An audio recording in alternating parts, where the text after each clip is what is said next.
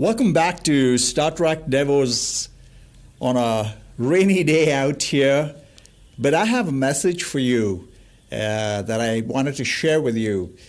In my study of human nature, I've noticed that whenever there is an issue of significance, responses fall into three categories.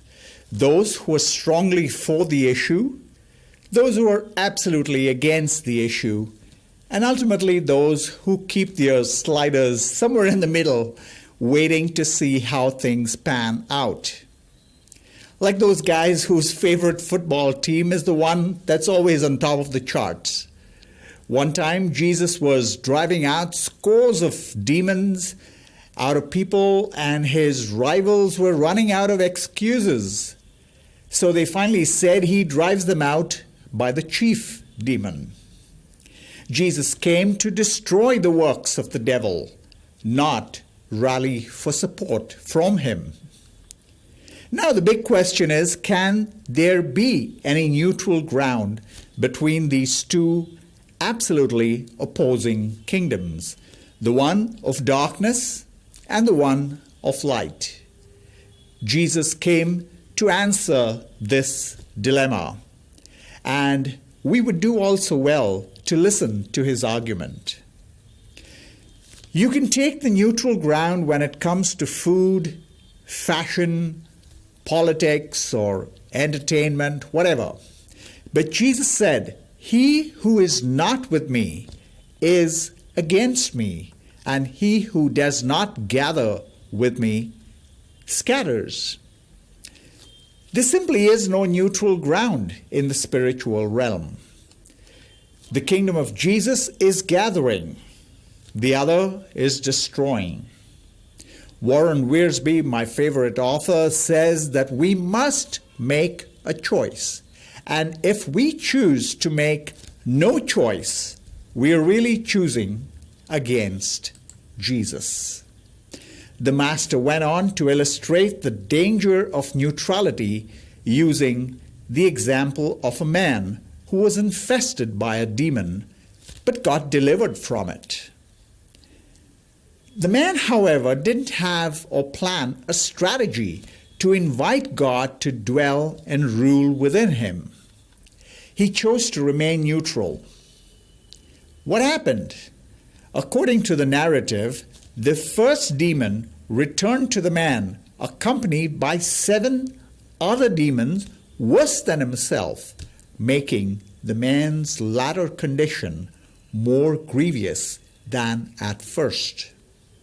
It's not enough to empty oneself of undesirable thoughts. In fact, there are meditation techniques that teach exactly that. It's not enough to banish evil thoughts and habits and ways and leave the soul empty. Paul the Apostle put things in right perspective when he told the Ephesians not to get drunk with wine, but be filled with the Spirit. Again, writing to the Romans, he said, "Don't be conformed to the world, but be transformed by the renewing of your mind." Clearly, both these call for a choice. And then there are some who feel they can keep both old and new ways and thoughts. When a person surrenders his or her life to Christ, he is a new creation, a new wineskin. Old wine and new wine of the Spirit can never occupy the same heart. That person will know neither peace nor enjoyment at any time in their life.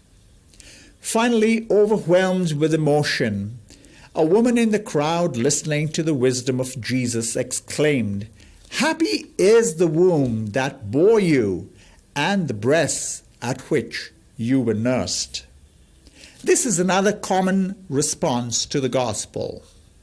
You know, emotions are great to experience as they flow and ebb, but they won't take you far.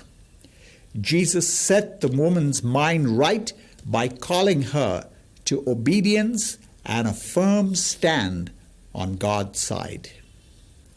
Will you listen to the Master today, now, as he tells you there can't be any neutral ground when it comes to following him?